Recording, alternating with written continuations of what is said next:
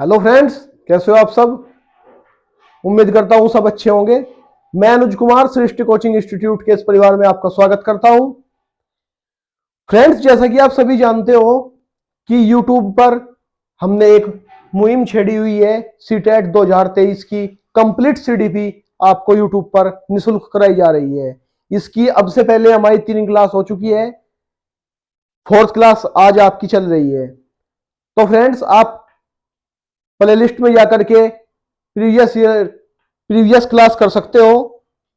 और इसके साथ साथ जो सीडीपी का डिटेल सिलेबस एनालिसिस था, मैंने आपको वो कराया है, उसको भी आप देख सकते हो। तो मैंने आपको पहली क्लास में अवस्थाओं को पढ़ाया था कि विकास की कितनी अवस्थाएं होती है। इसके बाद आज हम आपको पढ़ाएंगे कि शैशवावस्था, बाल्यावस्था और किशोरावस्था, जो बाल मनोविज्ञान के अंतर्गत हम पढ़ते हैं, और जो ये 3 अवस्थाएं हमारे सीटेट के लिए इंपॉर्टेंट है, इनके बारे में आज हम थोड़ी थोड़ी जानकारी प्राप्त करेंगे।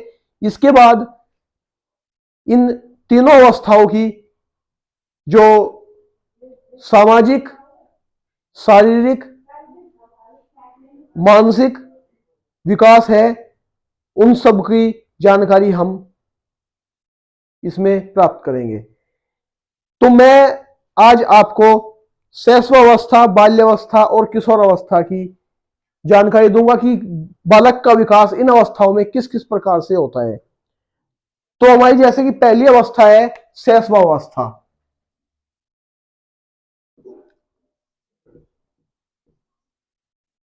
शैशवावस्था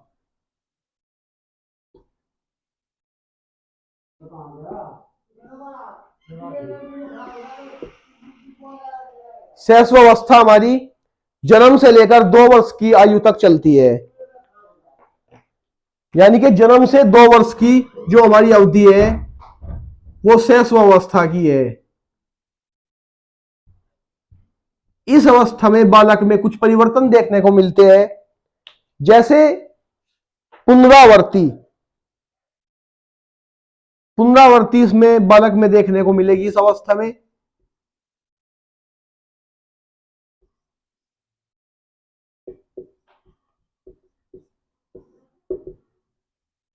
यानी कि जैसे बच्चा अगर खिलौना मांग रहा है तो वो बार बार, अगर उसको खिलौना नहीं मिलेगा तो वो बार बार रोएगा। यानी कि वो उस चीज की पुनः आवृत्ति करेगा, पुनः उस चीज को दोहराएगा। इसके साथ वो कुछ प्रयास करेगा और कुछ गलतियां भी करेगा, त्रुटिपूर्ण उसका व्यवहार होगा। तो यानी कि प्रयास व त्रुटि व्यवहार, प्रयास व त्रुटि व्यवहार। जैसे कि अगर एक बच्चे को खिलौना चाहिए तो वो बार बार उस खिलौने को पकड़ने का प्रयास करेगा, और शुरू शुरू में हो सकता है कि वो उसको पकड़ने में सफल ना हो, उसको पकड़ने में गलती करे। तो इस प्रकार इस एज में बच्चा प्रयास करेगा और गलतियां करेगा। इस अवस्था में वस्तु की प्रधानता होगी, वस्तु की प्रधानता, और साथ साथ इस अवस्था में बच्चा छोटे छोटे शब्दों का प्रयोग करना सीखेगा, जैसे आ, मां, बा, इस तरह के शब्दों को वो सीखेगा। छोटे छोटे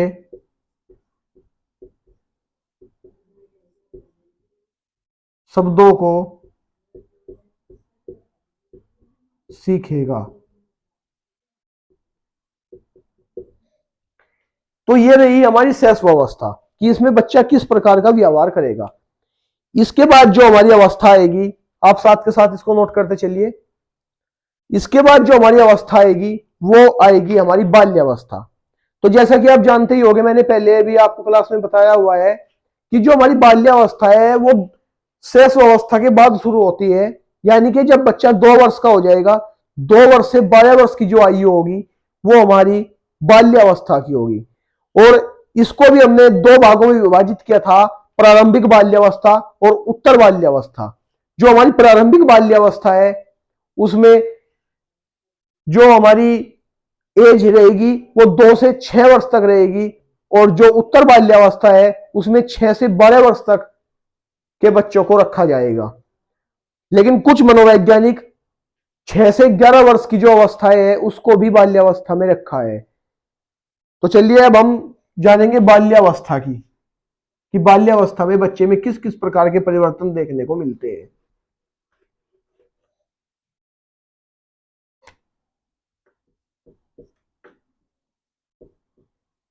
बाल्यावस्था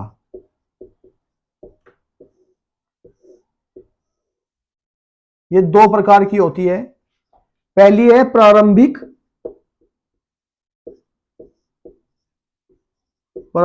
बाल्यावस्था, दूसरी है उत्तर बाल्यावस्था।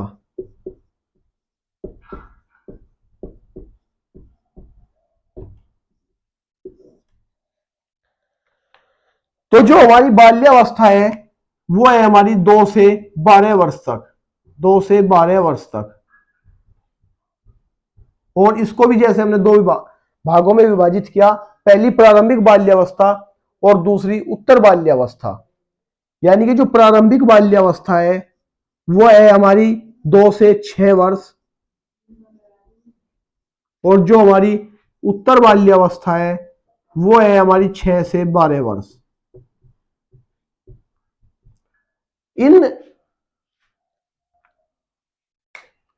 इस अवस्था में भी बालक में कुछ परिवर्तन देखने को मिलते हैं।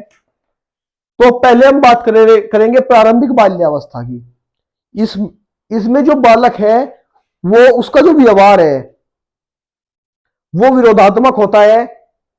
जिद्दी प्रवृत्ति का बच्चा इस अवस्था में होगा, और वो आज्ञा न मानने वाला भी होगा।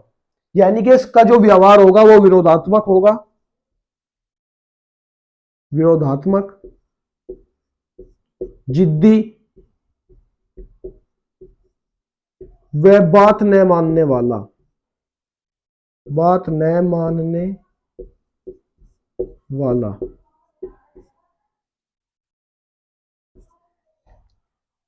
इसके साथ साथ बच्चा खिलौनों से खेलना अधिक पसंद करता है, खिलौनों से खेलना पसंद करता है, खिलौनों से खेलना पसंद करता है। इसके साथ साथ जिज्ञासु होगा। बच्चे में भाषा का विकास इस समय शुरू हो जाता है, वो कुछ शब्दों कुछ वर्णों को बोलना शुरू कर देता है। भाषा का विकास, भाषा के विकास की शुरुआत इस अवस्था में होगी। भाषा के विकास की शुरुआत इस अवस्था में होगी। इसके साथ साथ बच्चा नकल की प्रवृत्ति को अपनाता है, यानी कि वो देखकर सीखता है। हमारे आसपास के माहौल में जो कुछ बच्चा देखेगा सुनेगा उसको समझेगा, उसकी नकल करेगा, यानी कि नकल से सीखेगा, नकल से सीखता है।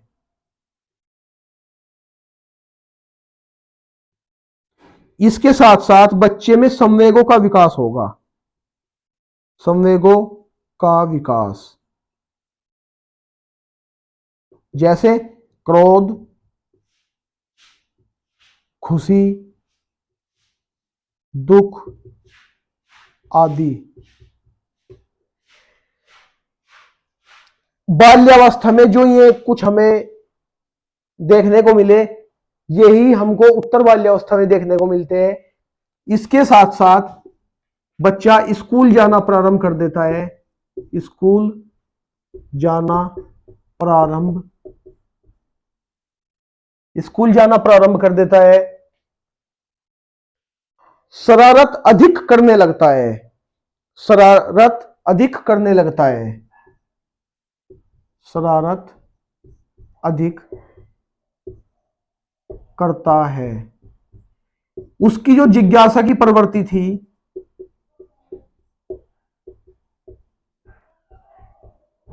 जिज्ञासा की प्रवृत्ति बनी रहती है, जिज्ञासा की प्रवृत्ति बनी रहती है। साथ ही साथ बच्चा स्वयं से संबंधित बात करना पसंद करता है। यानी कि बच्चा जो इस अवस्था में होगा वो स्वयं से संबंधित बात करना उसको अधिक अच्छा लगेगा। स्वयं से संबंधित बात करना, स्वयं से संबंधित बात करना, स्वयं से संबंधित वो बात करने लगेगा। और बाल्यावस्था से ही, यानी कि जो प्रारंभिक बाल्यावस्था है, इस अवस्था से ही जो बच्चा है वो अपनी उम्र के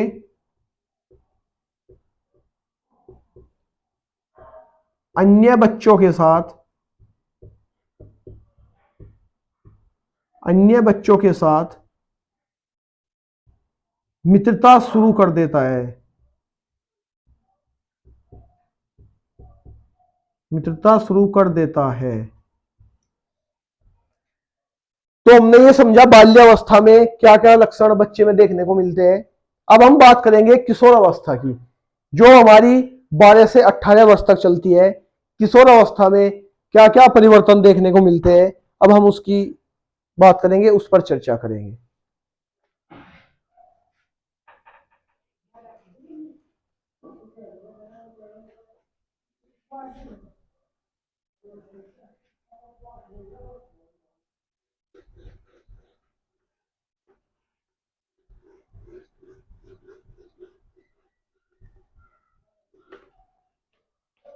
बाल्यावस्था, बाल्यावस्था के बाद अब हम बात करेंगे किशोरावस्था। किशोरावस्था जो हमारी चलती है 12 से 18 वर्ष तक, 12 से 18 वर्ष तक, 12 से 18 वर्ष तक। इस अवस्था में जो किशोर है, किशोर में महत्वपूर्ण परिवर्तन देखने को मिलते हैं, जैसे शारीरिक, सामाजिक, संवेगात्मक, संज्ञानात्मक, इन इन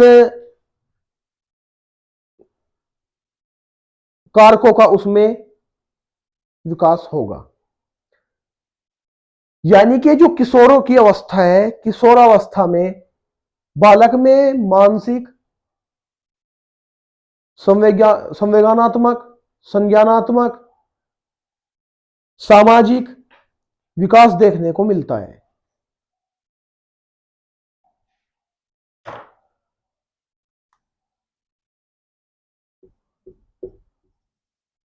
इस अवस्था में मानसिक, संज्ञानात्मक, संवेगात्मक, सामाजिक विकास देखने को मिलता है।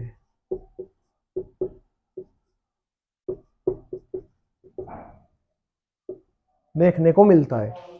इसके साथ साथ इस अवस्था में ऊंची आकांक्षाएं, कल्पनाएं, नई आदतें बच्चे में देखने को मिलती है। नई आदतें, ऊंची आकांक्षाएं, ऊंची आकांक्षाएं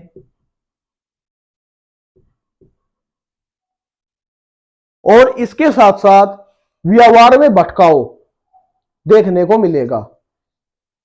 व्यवहार में भटकाव देखने को मिलेगा। व्यवहार में भटकाव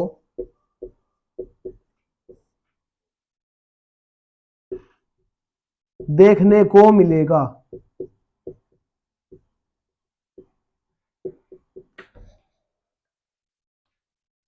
तो हमने कुछ बेसिक सी जानकारी इन तीनों अवस्थाओं की समझी। अब हम बात करेंगे विकास को प्रभावित करने वाले कुछ कारक। तो आप हेडिंग डाल लीजिए, विकास को प्रभावित करने वाले कुछ महत्वपूर्ण कारक।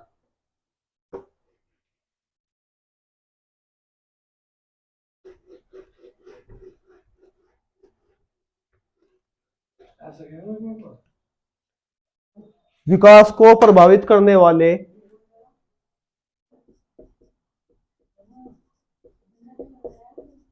विकास को प्रभावित करने वाले कारक। आप हेडिंग डालिए, विकास को प्रभावित करने वाले कारक।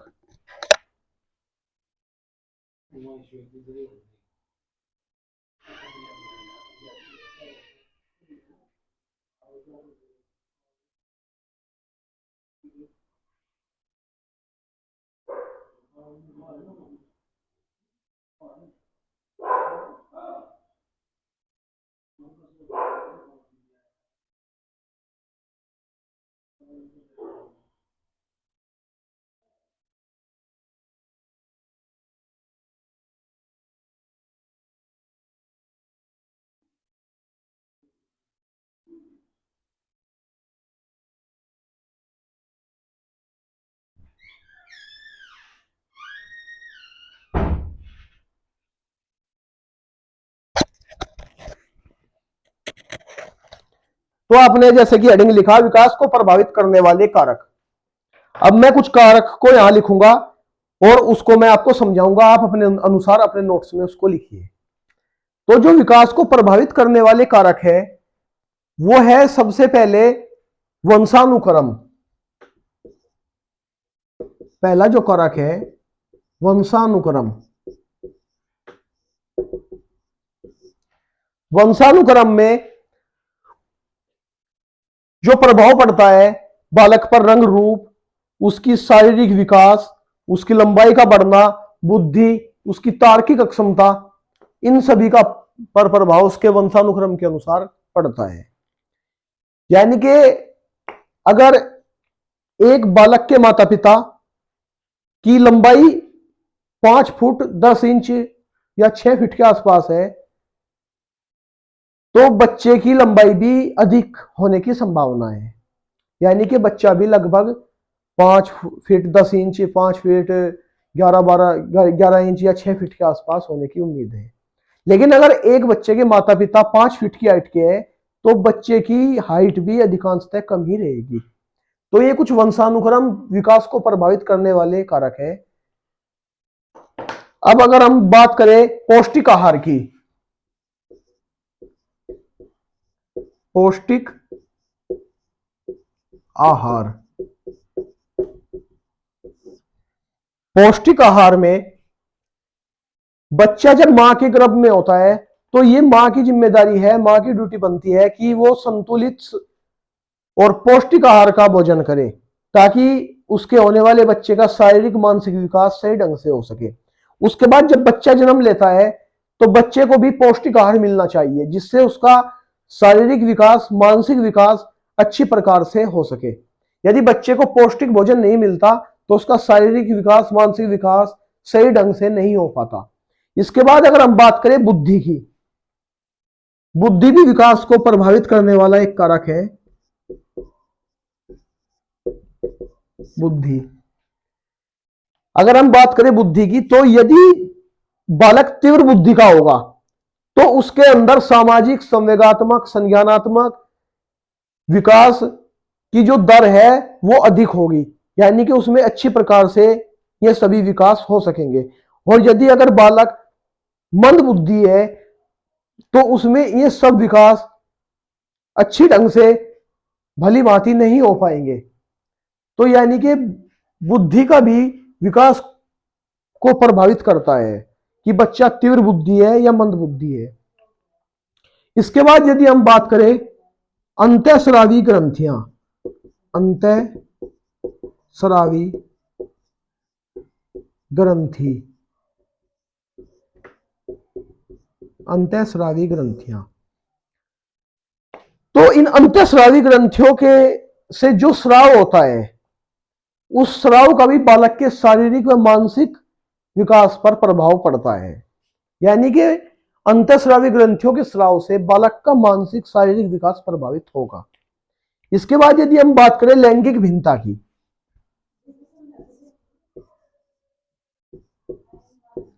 लैंगिक भिन्नता,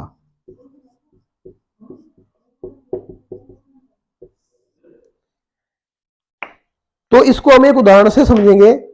जैसे एक मेल है और एक फीमेल है, तो जो फीमेल है उसका मानसिक विकास, उसका शारीरिक विकास मेल की तुलना में जल्दी हो जाएगा। इसका विकास जो सामाजिक, जो मानसिक और शारीरिक जो विकास है, फीमेल का मेल की तुलना में जल्दी हो जाएगा, जबकि मेल का फीमेल की तुलना में कुछ समय के बाद होगा, यानी कि लेट होगा। इसके साथ साथ जो परिपक्वता है, परिपक्वता वो भी स्त्री की पुरुष की तुलना में जल्दी होगी। और इसी की वजह से ही आप देखते होंगे कि जो पुरुष की शादी करने की जो उम्र निर्धारित की गई है हमारे कानून में, वो 21 वर्ष है, और जो स्त्री की उम्र है वो 18 वर्ष है। उसकी एक वजह यह भी है कि जो महिलाएं हैं वे जल्दी, उनका विकास हो जाता है, उनमें परिपक्वता जल्दी आ जाती है, जबकि पुरुष में कुछ समय के बाद आती है। इसके बाद यदि हम बात करें वातावरण की, तो वातावरण का भी विकास, जो वातावरण कारक है वो भी विकास को प्रभावित करता है। वातावरण, वातावरण भी विकास को प्रभावित करता है। यानी कि बालक जिस वातावरण में रहेगा, उसके मौसम, उसके तापमान, वहां की संस्कृति, वहां के समाज, इन सभी का उस पर प्रभाव पड़ेगा। ये सब बालक के संवेगात्मक विकास, सामाजिक विकास, मानसिक विकास, शारीरिक विकास पर प्रभाव डालते हैं। यानी कि जैसा वातावरण होगा उसी के अनुसार बालक का विकास होगा। इसके साथ साथ एक बात यह भी समझेंगे कि अधिगम और विकास दोनों एक दूसरे से जटिल रूप से संबंधित है। अगर विकास प्रभावित होगा तो अधिगम भी प्रभावित होगा, और यदि अधिगम प्रभावित होगा तो विकास भी प्रभावित होगा। तो ये हमने समझा विकास को कुछ प्रभावित करने वाले कारक। इनसे अलग जाति, धर्म, रोग, ये सब भी विकास को प्रभावित करते हैं, विकास पर प्रभाव डालते हैं। अब हम कल की क्लास में समझेंगे, कल की क्लास में हम समझेंगे मानव विकास के विभिन्न पक्ष। मानव विकास के विभिन्न पक्ष, इस टॉपिक को हम नेक्स्ट क्लास में समझेंगे। अगर आपको वीडियो पसंद आई हो तो वीडियो को लाइक कर देना, वीडियो को शेयर कर देना, और चैनल को सब्सक्राइब करके बेल आइकन जरूर प्रेस करना, ताकि आपको आने वाली वीडियो का नोटिफिकेशन मिलता रहे। मिलता हूं आपको अगली क्लास में, तब तक के इसको रिवाइज करिए। जो इससे पहले क्लास हो चुकी है उनको देखिए, उनको रिवाइज करिए। चलिए दोस्तों, मिलते हैं अगली वीडियो में। जय हिंद, जय भारत।